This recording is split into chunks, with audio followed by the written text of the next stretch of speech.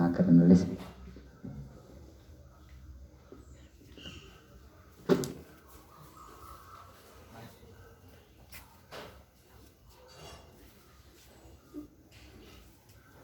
साधु साधु साधु साधु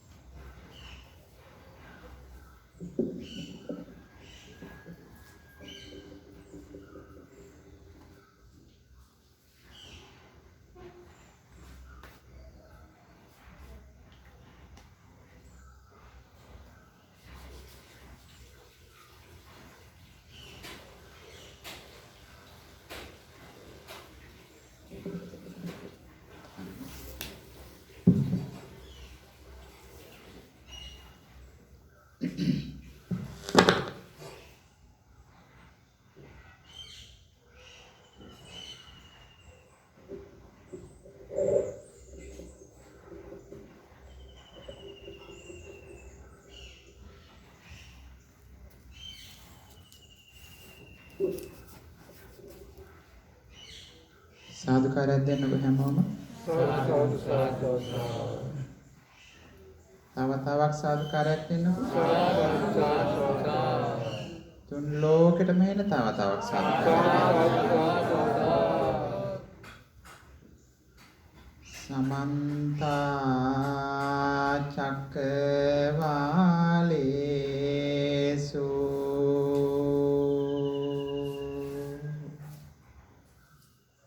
අත්‍රා ගච්ඡන්තු දේවතා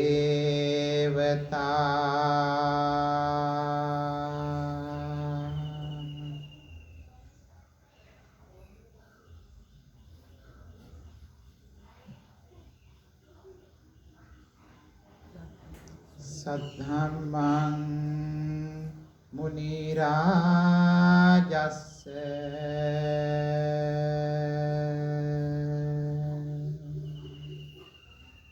සුනන්තු සග්ග මොක්ඛදං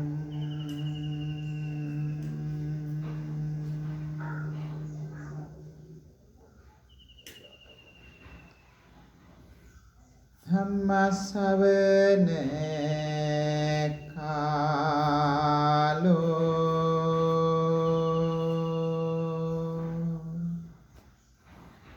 අයං පදන්තා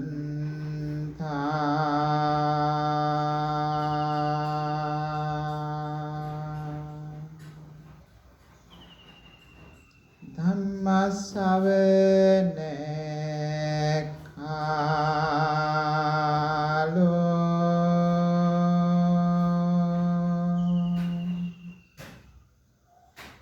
අයං පදන්තා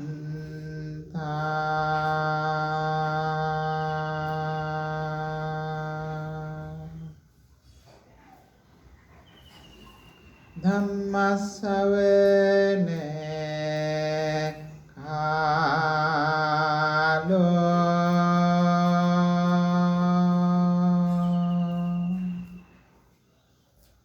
අයං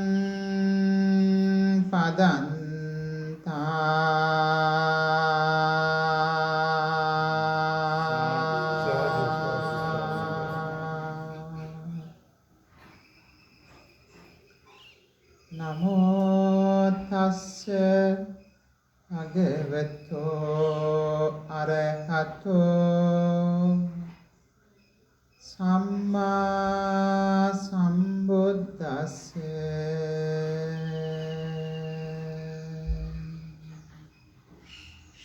නමෝ තස්ස භගවතෝ අරහතෝ සම්මා සම්බුද්දස්ස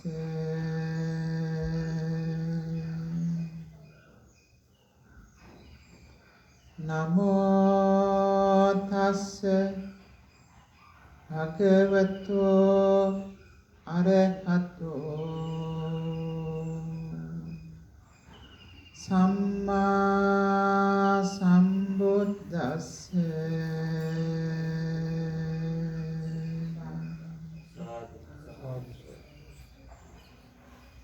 භාග්‍යවත් වාසනාවන්ත පින්වත්නි,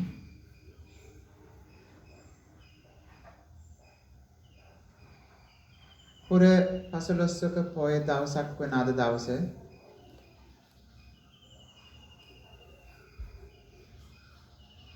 අද දවසේ අපේ සිත් සතන් වලින් බුද්ධ රශ්මිය විහිද වෙන,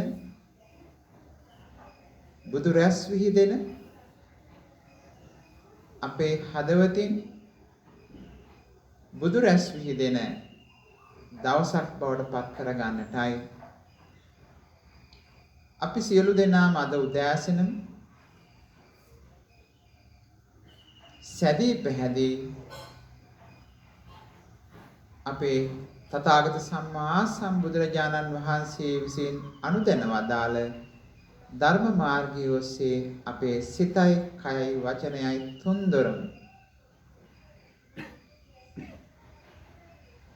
ගමන් කරවා ගැනීම සඳහා සැදී පැහැදී සූදානමින් සිටිමු. පින්වත්නි, තථාගත අමාමෑණී සම්මා සම්බුදුරජාණන් වහන්සේ විසින් පතල මහා කරුණාවෙන් දේශනා කරන ලදී ස්වාසූ දහසක් වූ ධර්මස්කන්ධය. පින්වත්නි, අදත් නෛර්යානිකවම පවතිනවා.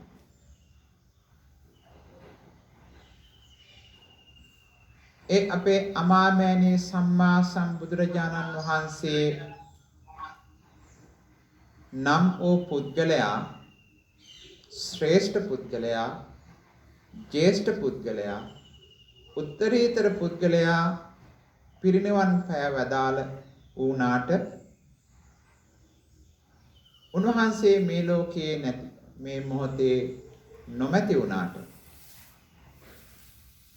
උන්වහන්සේ විසින් දේශනා කරන්නට යෙදුන ඒ ධර්මස්කන්ධය, ඒ ධර්මතාවය මේ ලෝකයේ තාමත් සදාතනිකව පවතිනවා.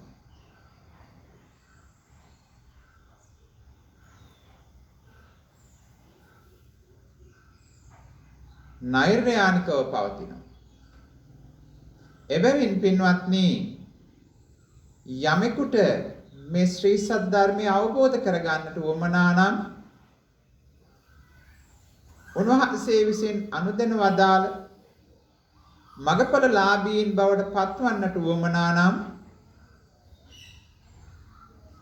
ඒ මාර්ගයේ ඒ විදිහටම නෛර්යානිකව පවතින. පින්වත්නි, ගැටලුව වෙලා තිබෙන්නේ බුදුරජාණන් වහන්සේ මේ ලෝකයේ මේ මොහොතේ නැතිවීම නොවේ.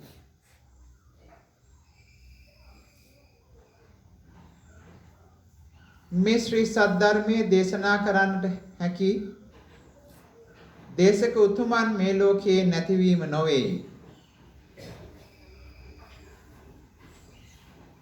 පින්වත්නි, අපි අපේ පැත්තට හැරෙමු. අපේ පැත්තට හැරිලා බලමු අපේ ළඟ තියෙන අඩුපාඩු මොනවද? අපේ ළඟ තිබෙන යම් යම් දුර්වලතාවයන් නිසා තමයි පින්වත්නි මේ ධර්මයේ අපට සංවේදී වෙන්නේ නැත්තේ. අවබෝධ වෙන්නේ නැත්තේ. ප්‍රත්‍යක්ෂ වෙන්නේ නැත්තේ. ඒ නිසා අපිට මේ ධහමේ නිසි ඵලය නෙලා ගන්නට බැරි වෙලා තිබෙන්නේ බාහිර ලෝකයේ සාධකයක් නිසා නොවේ. අපේ අභ්‍යන්තරයේ තියෙන අඩලුහුඩුකම් නිසා. අපි ඒ අඩලුහුඩුකම් ටික සකස් කරගත්තොත් අපිට පින්වත්නි මේ ධර්මය ඔබ කරා පැමිණෙනවා. ඔබට උවමනා නැහැ ධර්මය හොයාගෙන යන්න. ධර්මය ඔබ වෙත පැමිණේ. ධර්මය ඔබ වෙත පැමිණේ. පින්වත්නි තථාගත සම්මා සම්බුදුරජාණන් වහන්සේ දේශනා කරන ලද ඒ සුවාසෝ දහසක් ධර්මස්කන්ධය පින්වත්නි උපමා කරලා තියෙනවා මහා සාගරයකට. නමාමි ධම්මං ගුණ සාගරං.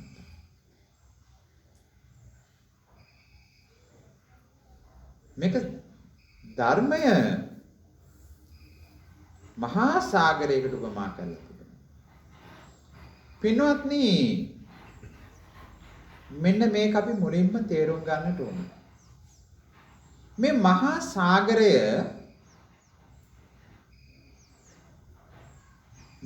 සාගරය සතර කොන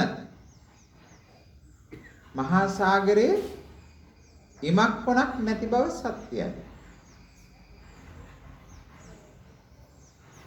මේ ඉමක් කොනක් නැති වූ දහම් සාගරයේ මේ සාගරය පවතින්නේ යම්කිසි රාමුවක් තුල. එහෙම නැත්නම් මේ ධර්මයේ හතර කොනක් තිබෙනවා. මේ හතර කොනෙන් ඇතුළත තමයි මේ ස්වාසෝ දහසක් ධර්මස්කන්ධය තිබෙන්නේ. පින්වත්නි මේ හතර කොන තමයි චතුරාර්ය සත්‍ය ධර්ම. උන්වහන්සේ අද වෙනතුරු ජීවතුන් අතර ජීවමානව වැඩ හිටියානම් මේ මොහොත දක්වා උන්වහන්සේ දේශනා කරන්නේත් මේ චතුරාර්ය සත්‍ය ධර්මයම තමයි. මේ චතුරාර්ය සත්‍ය ධර්මයේ තමයි මහා සාගරයක් වෙලා තිබෙන්නේ. ඉතින් පින්වත්නි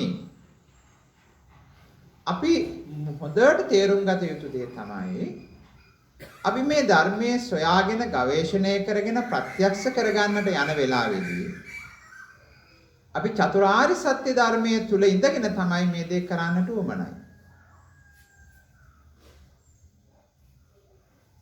ඒ නිසා අපි හැම මොහොතෙම උත්සාහ කරලා බලන්නට ඕන. අපි නැවත නැවත විමර්ශනය කරලා බලන්නට ඕන. මා මේ කතා කරන්නේ චතුරාර්ය සත්‍ය ධර්මයේද? මා මේ ශ්‍රවණය කරන්නේ චතුරාර්ය සත්‍ය ධර්මයේද? මා මේ මෙනෙහි කරන්නේ චතුරාර්ය සත්‍ය ධර්මයේද? මම මේ ප්‍රත්‍යක්ෂ කරගන්නේ චතුරාර්ය සත්‍ය ධර්මයේද? පින්වත්නි මේක ඊ타ත්ම වැදගත් වෙනවා. ඒක අපි මතක තියාගෙන ඊළඟ කරුණු කාරණා පිළිබඳව අපේ අවධානය අපි යොමු කරමු. ඊළඟට පින්වත්නි බුදුරජාණන් වහන්සේ තවත් අවස්ථාවක කියලා තියෙනවා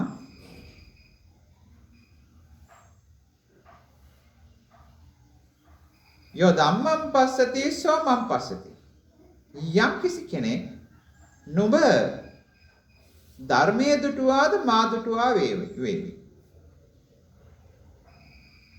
යෝ වක්කලියෝ සෝ ධම්මං පස්සති සෝ මං පස්සති. වක්කලිය ඔබ ධර්මයේ දුටු දාට මාව දකි. මොකද්ද පින්වත්නි මේ කියලා තියෙන දේ කියන එක ඔයගොල්ලෝ දන්නවා.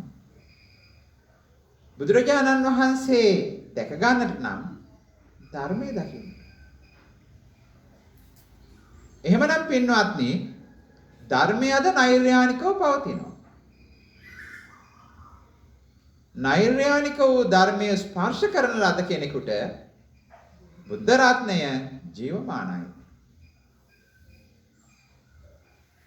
බුද්ධ රත්නය ජීවමානයි. මේ මම හදලා කියන ඒවා නෙවෙයි.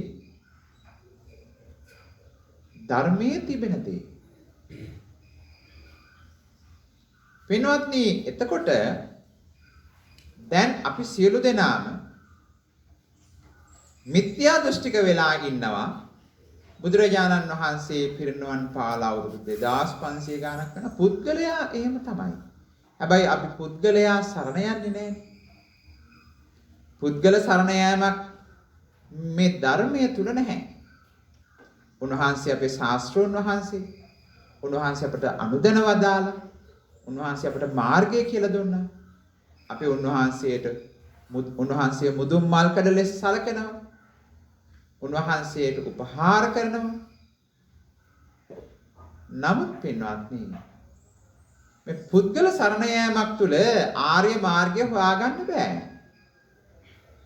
සත්වේ පුද්ගලයෙක් නැති තැන ඔබ පුද්ගලයෙක් සරණ යන තාක් කාලයක් ඔබ මිත්‍යා දෘෂ්ටිකයි. ඔබ පුද්ගලයෙක් සරණ යනවා නම් ඔබ තුලත් ඔබ පුද්ගලත්වයේ තියාගෙන තමයි ඒ දේ කරන්නේ.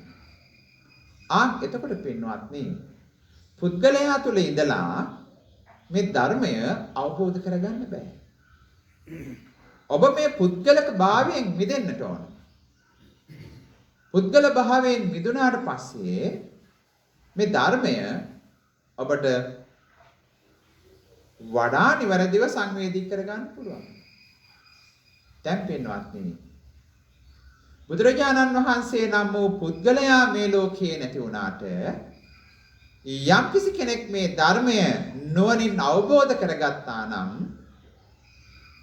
ඒ කෙනාට අවස්ථාව ලැබෙනවා පින්වත්නි, ජීවමාන බුද්ධ රත්නය හඳුනා ගන්න, දැක ගන්න, බැහැ දකින්න. ඉතින් පින්වත්නි, ඔබ සියලු දෙනාම අදිෂ්ඨාන කරගන්නට ඕන මේ දේ අහලා වැඩක්, අහගෙන හිටියට පමණක් වැඩක් නෑ. මේක ඇත්තද නැත්තද කියලා විවේචනය කර කර හිටියට වැඩක් නෑ. ඔබ චතුරාර්ය සත්‍ය ධර්මය දකින්න පටන් ගන්න.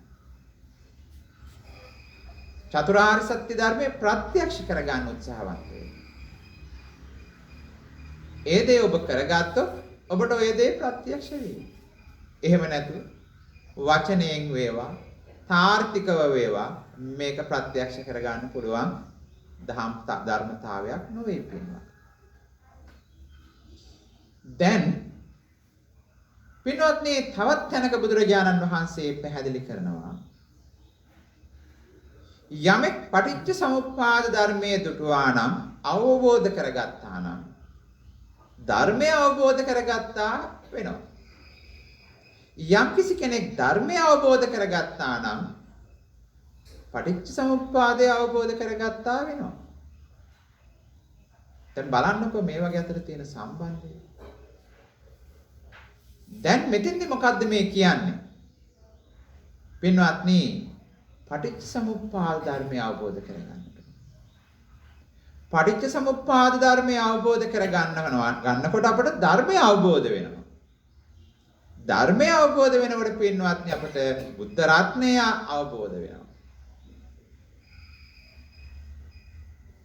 පින්වත්නි, පටිච්ච සමුප්පාදය අවබෝධ කරගන්න කොහොමද? දැන් පටිච්ච සමුප්පාදය කියනකොට මොගොල්ලන්ට මතක් වෙනවා අවිජ්ජා පත්‍ය සංඛාරා, සංඛාර පත්‍ය විඥාන, මේ විදිහට කරුණු කාරණා මතක් වෙනවා. පින්වත්නි, මේ ධර්මය අවබෝධ කරගන්නට නම්, ප්‍රත්‍යක්ෂ කරගන්නට ඕන නම් ඔබේ මනසින් ওই ටික අමතක කරලා දාන්නට. ඔබේ මනසින් ওই ටික ඉරේස් කරලා ඩිලීට් කරලා දාන්නට. ඔබට ওই ටික මතක තියෙන තාක් කාලයක්, ඔබ ඕක අනුගමනය කරන තාක් කාලයක් ඔබ තුල ඕක දකින්නේ නැහැ. ඔබ දැනුම තුල චාරිකාවක් කරන එකයි කරන්නේ. ඔබ දැනුම තුල චාරිකාවක් කරන එකයි කරන්නේ. එනිසා පින්වත්නි, මේ පටිච්ච සමුප්පාද ධර්මය ඔබට තේරුම් ගන්න ප්‍රත්‍යක්ෂ කර ගන්න ඕන නම්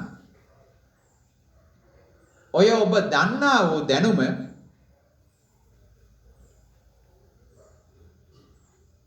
පැත්තක තියන්න. ඒ කියන්නේ ඒක ප්‍රතික්ෂේප කරන්න නෙවෙයි. ඒ මත ජීවත් වෙන්න එපා. ඒක මොහොතකට පැත්තකට කරන්න. පින්වත්නි, මේ ධර්මය අවබෝධ කර ගැනීමට තියෙන තව ප්‍රධාන ගැටලුවක් තමයි මට මේක මේ විදිහට මම කියන්නම් මට තේරෙන්නේ නැහැ හරියට සිංහල වචනේ. අපිට පුළුවන් වෙන්න ඕන ඉගෙනගත්ත දේ අන්ලර්න් කරන්න.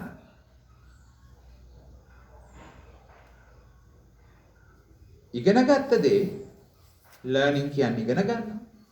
අන්ලර්න් කියන්නේ අපි ඉගෙන ගන්න එක අපි ඉගෙනගත්ත ටික ආපස්සට අරන් අන්ලර්න් කරන්න පුළුවන්. අපි හැම වෙලාවෙම ඉගෙනගත්ත දේ මත පදනම් කරගෙන අපි ධර්මයේ ගොඩනගා ගන්නට උත්සාහවන්ත වෙන තා කාලයක් පින්වත්නි අපේ චින්තනය රාමුවකට කොටු වෙනවා. අපි හැම වෙලේම පිරිසුදු මනසින් විවෘත වූ මනසින් මේ ධර්මය අවබෝධ කරගන්නට ධර්මය දකින්න කටයුතු කරන්න. ඒ කියන්නේ මෙහෙමයි.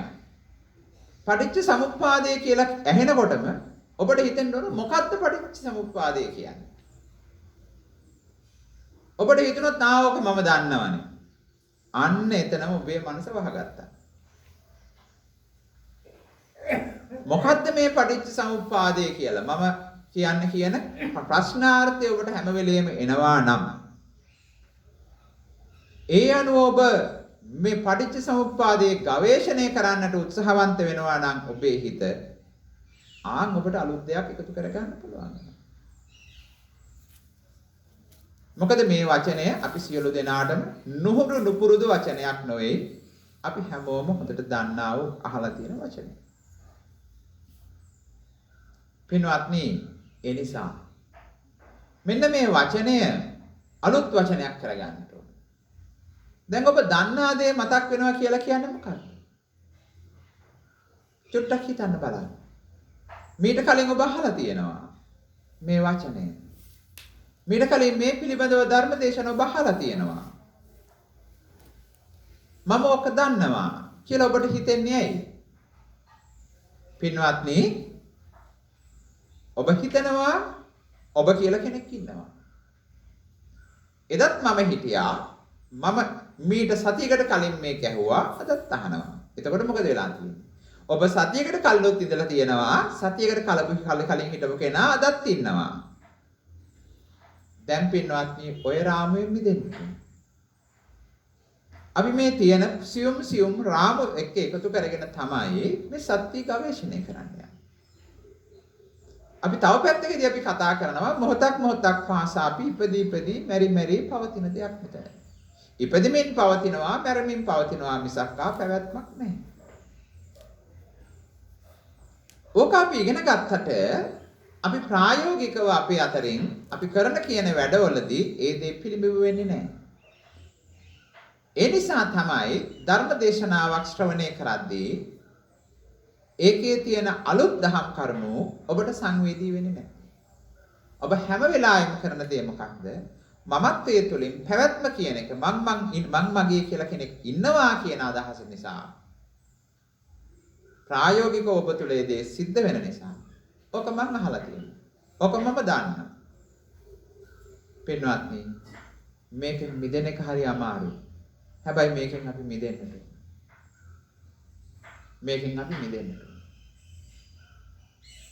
ඒ වගේම තමයි පින්වත්නි, තව විශේෂ දෙයක් තියෙනවා. මේක නිවැරදිව තේරුම් ගන්න.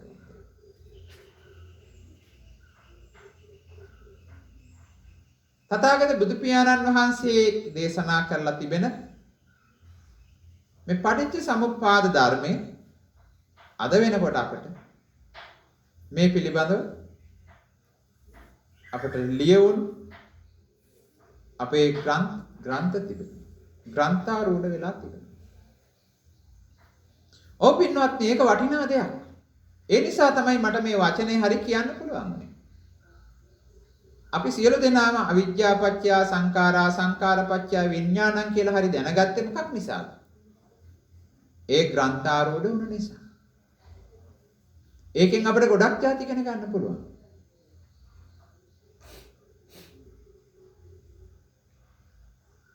හැබැයි පින්වත්නි ඒකෙ පැහැදිලි කරලා තිබෙනවා. පටිච්ච සමුප්පාදය කියන්නේ මොකක්ද? අවිද්‍යාව කියන්නේ මොකක්ද? සංස්කාර කියන්නේ මොකක්ද? විඥාන කියන්නේ මොකක්ද? ඔක්කොම පැහැදිලි කරලා තියෙනවා උන්වහන්සේගේ දේශනාව ග්‍රන්ථාරෝඪ වූ දේශනාව තුළ. දැන් පින්වත්නි අපි ඕක ඔළුවේ තියාගෙන අපි දැන් මේ දේ වෙනවා විශේෂයෙන්ම මේකෙන් දැනුම හොඳට දැනුම ලබා ගන්න අයට. ඕක ඔළුවේ තියාගෙන ඔය රාමුවට අපි උත්සාහවන්ත වෙනවා මේ චතුරාර්ය සත්‍ය ධර්මයේ. අපි මේ පටිච්ච සමුප්පාද ධාම යොදාගෙන ඒක හොයාගෙන යන්න උත්සාහවන්ත වෙනවා. පින්වත්නි ඒක හොඳයි නරක නෑ. ඒ තුලිනුත් හොයාගන්න පුළුවන්. හැබැයි පින්වත්නි ඒක තුලින් හොයාගන්නට වඩා ලේසි ක්‍රමේ තමයි පින්වත්නි ඔබ ඒක ඉගෙන ගත්තට කමක් නෑ. ඒකට ඒ රාමුගත වෙන්න එපා. හිර වෙන්න එපා. නිදහස් මනසකින් මේ දේවල් අත්දිනේ කරන්න. මෙන්න මේ දේ ඉතාමත් වැදගත් පින්වත්නි. මේ ධර්මයේ සොයාගෙන යන ගවේෂණය කරගෙන යන පිරිසක් විදිහට. එහෙම නැත්නම් අපි හැම වෙලේම මේ ධර්මය අපට ආවේනික විවිධ කණ්ණාඩි දාගෙන ඒ කණ්ණාඩි ඔස්සේ තමයි අපි උත්සාහවන්ත වෙන්නේ මේ ධර්මය දැක ගන්නට අවබෝධ කර ගන්නට.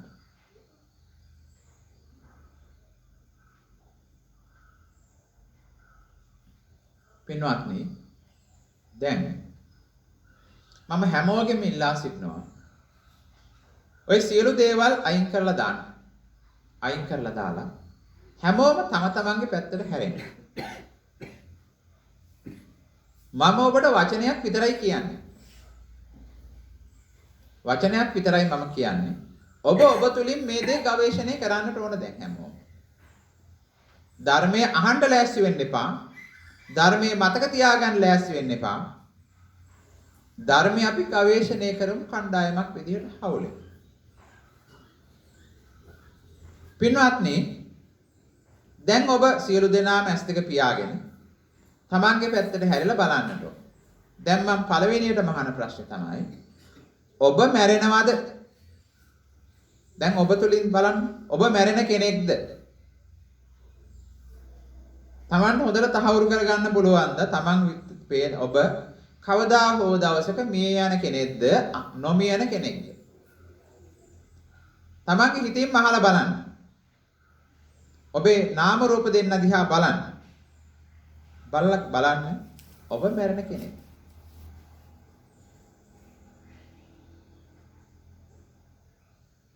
පින්වත්නි ඔබට දැනේවි ඔබ මැරෙන කෙනෙක් කියලා. ඔබ කවදා හෝ දවසක මිය යනවා. හොඳට තමන් තුළ බලන්න. ඔබ මැරෙන කෙනෙක්. හොඳට තහවුරු කරගන්න ඔබ මැරෙන කෙනෙක්. ඔබට වැටහෙවි ඔබ මැරෙන කෙනෙක් කියලා. ඔබ මැරෙනකොට ඔබ රැස් කරගෙන තිබෙන සියලුම මේ ලෞකික ගෙවල් දොරවල් යාන වාහන ඉඩකඩම් මිල මුදල් නම්බුනාම කීර්ති ප්‍රශංසා අඹදරුවෝ ඥාතීන් මේ දේවල් ඔබ මැරෙනකොට අරගෙන යනවද දාලාද යන්නේ? දැන් ඔබ දිහා බලලා උත්තර දෙන්න ඕන. වෙන අය දිහා බලලා නෙවෙයි, Taman දිහා බලලා උත්තර දෙන්න. ඔබ ඔය පදිංචි වෙලා ඉන්න ගෙදර ඔබ අරගෙන යනවද දාලා යන්නේ? ඔබේ බිරිඳ ස්වාමියා දරුව මුණුබුරෝ අරගෙන යනවද දාලා යනවද? දෙමව්පියෝ අරගෙන යනවද දාලා යනවද?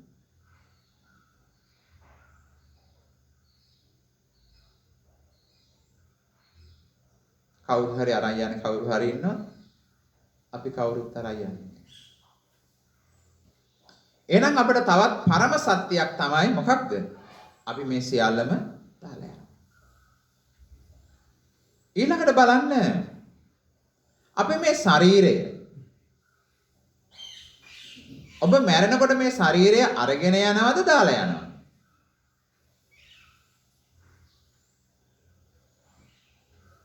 මේ ශරීරය ඔබ මැරෙනකොට අරගෙන යනවද දාලා යනවද? තමන්ම බලන්න දැන්. හොඳට හිතින් මහල බලන්න. ඔබට හිත කියාවි මේ ශරීරය ඔබ දාලා යන්න. ඊළඟට මම ඔබෙන් අහනවා මේ ශරීරය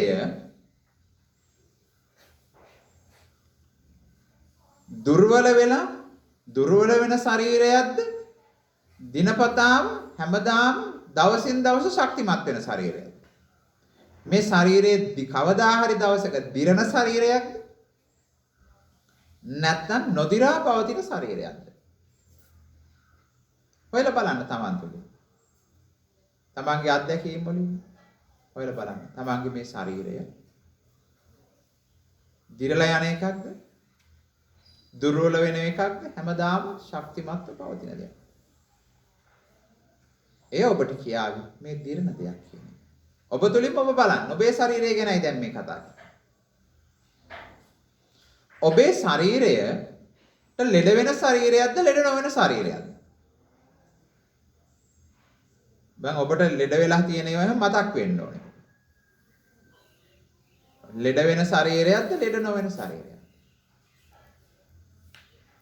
පින්වත්නි, ලෙඩ වෙන ශරීරයක් කියලා ඔබට වැටහි.